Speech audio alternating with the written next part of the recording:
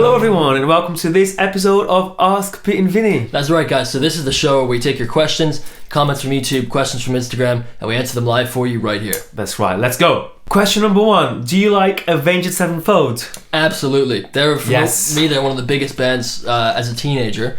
They were a really big band for me growing up. Yeah. Like learning guitar, like really? the harmonies. They taught me harmonies basically. Okay, cool. Yeah. That's really cool. Yeah. So I got into them when Nightmare came out. So that's 2008. Yeah. And I remember I went to see them live as well in London, and I thought it was amazing. Yeah.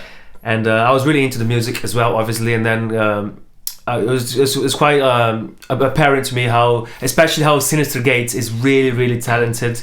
A great player, and the production of it as well. I thought it was great. You know, the layering of the guitars, the sounds, like strings, piano, all that stuff. You know, I thought it was a great band. Yeah, I got into them with the self-titled one with the white cover. Okay, just the skull so even before me. So then, with Almost Easy and Afterlife and Critical Acclaim, all those songs. Yeah, and then Nightmare. I remember when that came out. That was like when I was already into them. Yeah, okay, and it was cool. a huge one. Yeah, and I've always really enjoyed M Shadow's voice as well, you know, because it's got such a classic Axl influence as well, such a clear Axl influence. Yeah. So yeah, we really liked him. So the next question comes from Zach. He says, Q&As are great, very appreciative that you take the time to answer people's questions. You guys have such a great attitude and the chemistry between both of you is stunning. And it's even more impressive because you come from two very different backgrounds and it shows how much everyone on the planet can be united. Big bravo. Just a little question. What do you guys think of Polyphia's style of music? Thanks again and keep rocking in the free world. Oh, thanks for the kind words, Zach. That's really nice. That's really heartfelt, man. That means a lot. Yeah, and I guess music does unite people, you know, and that's what it should one of the best things about playing with a friend or listening to music with a friend going to a gig, you know. Yeah, but thank you for that, because when we hear that, it makes us motivated to do what we do because it shows that it's giving something to you guys. So thank 100%. Okay, so to answer the question. Yes, answer the question. I think I like it. You know, like Tim Henson. What's the other Korean guy? Ichiko. Something like I forget. Yeah, his name, but I know who you're talking about. Yeah, I don't know how to pronounce his name properly, but yeah, I think it's a really good sound. I don't think it's something I can see myself doing because it's just such a learning curve. You know. With that, it's just a complete different way of playing, really. You know. Yeah. So I can appreciate it. I don't think I can do it, or I would try and play like that, you know. And yeah, I think though, if I were to be completely honest, like with Tim Henson and stuff, it's like 100% that kind of super like clean sound, you know, very compressed and everything. If it's up to me, I'll go a step back and I'll probably stop at Matteo Zassato. You know, because I believe that those guys come at least in part from Matteo Zassato when he was exploded on Instagram around 2015. It kind of gave birth to this like a huge wave of players playing a bit like that. And obviously Tim Henson, and I'm not sure about Tim as much, but Ichiko, Korean fella, he took it like to the extreme, you know, like super kind of, you know, precise and everything. I would prefer listening to someone like Matteo Zassato over those guys, but I still appreciate what they do. I think that's interesting. I think for me they were more of an influence than I first kind of thought about, because they had an album, I'm completely forgetting the name, but they had loads of features. They had the song called Champagne. They had Nick Johnston featured on it. They had Jason Richardson on one. And like that when I first heard that, I was still young, you know, I was still like, I don't know, like 18, 19, something like that. Yeah. And I didn't know that guitar could be played like that, you know. So they're pushing the bar with sound. That's the thing, when you hear it for the first time, it's always an experience. You're like, what how's that happening, you know? Exactly. It's that style of instrumental rock that's like a bit like intervals, you know, but I don't listen to them loads, but I've seen them live and they were really good. One other thing that I quite appreciate about that style is not just the guitar, it's what's around the guitar. Yes, you know. So the music is produced in a really modern sounding way. There's a bit of like a few electronic elements on there. So I really appreciate the context as well, you know. Yeah. So yeah, there you go. Thank you, Zach. Okay, next question from Neil A. What kind of shampoo are you guys using? Awesome shred hair. Well, thank you. Thanks, Neil. Takes a bit of work, but I used to use Tresemme. Tresemme? Yeah. Okay. I'm actually using Tresemme at the minute as well. Do you rotate now and then? Yeah, so I change a lot, you know. Yeah, I do as well, to be fair. I heard it's good for your hair if you like kind of swap every now and then, so it doesn't get used to the shape or something like that, you know. I had heard the same thing. It's healthy for, you know. So I don't care too much about it, you know. I just grab Tresemme or some other shampoo and then some whatever conditioner. Yeah, to be honest, I'm not one of those hair people that knows loads about different kinds of shampoo. But I think the important thing is that you use conditioner, so that it doesn't dry your hair out. Yeah, use conditioner and then make sure it's. I think do you wash it twice as well with shampoo? How do you mean? What, in the shower? Once and then another time? No, just once. Just once. Yeah. Sometimes I wash it twice. And don't wash it too much because shampoo dries out your hair. Yeah. But yeah, condition. Look after your hairs. Thanks for your question, guys.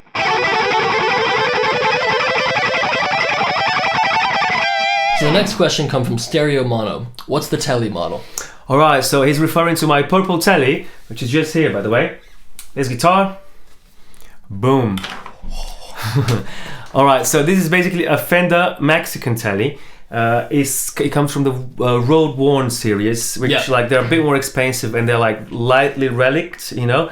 So you can see there's a little relicking at the back there, you know, and the neck's all aged out and stuff, and it feels really nice. Yeah, so this is actually a Anderton's special run of purple tellies they produced. Based on like Danish Pete's guitar, you know, the cheaper version, because his is a custom shop one, you know. This is just a Mexican, but I love the color, so I just got it, you know. And since then I swapped the pickups to like Fender custom shop pickups. And the one thing I would say though is that the neck is quite vintage, and also the radius is quite round, so sometimes it can get a bit in the way of playing fast and bending. Yeah, although do you remember when I went with Vinnie to get this? Yeah. He was, I think I want to get a telly. And so we drove down to Guildford to Anderton's. Yeah. And you played it and you're like, oh man, this is set up so nice. Yeah, exactly. So I like it though because it makes me play it a different way. You know, I can't just like rip off any legato or super shred because the action has to be quite high because of the radius. So I might keep it like this. I might change the neck one day. I don't know, but I think. Yeah, that's the Fender Mexican Road Worn Telecaster. Either way, it's a nice guitar. Metallic purple. Next question from Eduardo Amendola. Awesome. Which pickups do you guys have on your Les Paul guitars? Also, which ones are your favorite humbucker pickups? And then he said in Portuguese, congratulations on the channel. Very good. Well, thank you very much. Thanks, Eduardo. So, for my Les Paul, which is actually right here, I'll show you. I just have so this is the Les Paul Traditional, which is kind of like the 50s standard. The neck is kind of the same profile as that. And I just have the stock pickups that came with it because I like the way they sound. Very mid-range, you know, different from the Jackson that I have. And then favorite humbuckers. Well, I have Seymour Duncan Invaders in my Jackson, and I've always liked those. Although I'd love to try some bare knuckles as well. I've never tried those. Yeah. So I think that's those are. That's a newer Les Paul, so I think those are Burstbuckers in that, the original ones. I have Seymour Duncan 59s on my red Les Paul, and I also have the originals, the original Burstbuckers on my blue Les Paul. And favorite humbucker, it really depends on the guitar and on the style, you know. So I've played EMGs for a really long time, and I've had nothing. I really enjoyed it, you know. But now for what I'm doing with like my music and everything, my life, the channel, I've switched to passive pickups.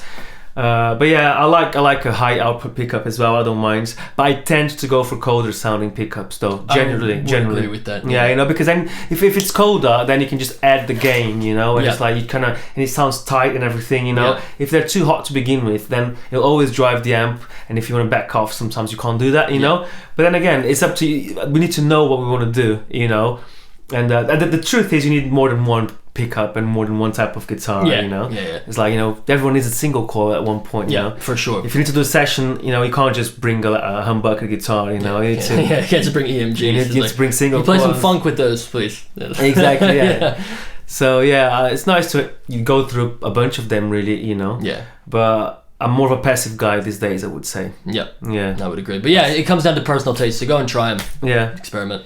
There we go. Thank you for your question. So the next question comes from Paul Kensington Photo. He asks, best live performance you've seen? Good question. So that's very easy for me. The best gig I've ever seen was Aerosmith in São Paulo in 2006. So Velvet Revolver was actually supporting. Nice. Was that a festival? No, just normal gig, you know, just Aerosmith with the support. So I saw Slash, basically, you know, and Duff. And then Aerosmith after. It was huge, man. It was just like, I couldn't believe like those guys were in front of me, you know. What was the venue? It was a stadium. A stadium? São Paulo's football stadium. Oh my god. Yeah, it's crazy. It's like 50,000 people. Yeah, like proper full stadium. Wow. I cried a couple of times. You know, they played Rimon. They played Seasons of Wither as well, which is one of my favorite tunes. And I was like a kid. You know, I couldn't believe it. You know, so as soon as you read that question, I'm like, that's the one. You knew it instantly. Yeah. How about you, man? I had to think about it, but I think I'd have to say I'd have to give it to Slipknot, to be honest. I saw them. Actually, the only time I've ever seen them. I want to see them again if they come around. But I must have been 16. Yeah, you know? And it was at this metal festival in the States. Some of you might know it. It's called Mayhem Festival. Okay. It's since been discontinued, but I saw it when it came through Philly, and they were the headlining band. You know, so they went on at like 10 yeah. But man, they're always such a good gig, man. It was incredible. It was like they first of all, you know, anyone that's seen Slipknot, they have 9 members on stage, but they're so tight. It was like pyrotechnics. And during Spit It Out, when Corey tells you to get down, the jump the fuck up moment. Yeah, I think I cried during that. Honestly, man, it's like they always deliver such a. I think it's the best live band at this point. They're insane, you know, and it's always so consistent as well. It's such an experience, like seeing Slipknot live, you know, because there's nothing like it. No, I've seen Metallica live. You know, it's fine, it's good, like obviously, but Slipknot is just a different level of energy. Corey is amazing, you know. Jim and Mick, you know. I think Corey is like the whole band brings it together, but Corey is like the glue. He's the whole he's. I think I would say he's the best frontman, you know, in metal. Because he puts his heart and soul into everything that he does. You know? It's huge, man. It's just so heavy as well, you know, and just like the fans are so loyal as well. Yeah, that the gig is always fun, you know. Yeah, so I'm not surprised to hear that. So I think I'd have to say Slipknot. That must have been, what year was that? 2011, something like that. Yeah, you know? I've seen them at Download before, you know. Yeah, that must have been headlining Download. Yeah, I was with my girlfriend, you know, and it was just like half of the gig I had to like just protect her, you know, the whole time from everyone just like elbowing and punching, because it was just so kind of like a lot of movement going around, you know. But it was a great gig anyway. Yeah, you know, I was gonna go see because that must have been a bit before, but they headlined Download in 2019. Oh yeah, and I was gonna go see them, and this was just before COVID, the last year. And I was like, you know, a friend that we have was offered. He's like, oh, I'm gonna drive. You should come with. And I was like, I don't really have the money, but I seriously regret that. Well, I wouldn't worry too much because they always play Download. So that's true. You're definitely gonna get to see them again. But yeah, thank you for your question. So there you go, guys. Thank you for watching this Q&A video. You know, we really enjoyed doing this, answering your questions and talking to you guys. So please keep them coming. Yes, and as usual, if you enjoyed the video, please give it a thumbs up. That really helps us out. And consider subscribing to our channel for more content just like this. So until next time, see ya.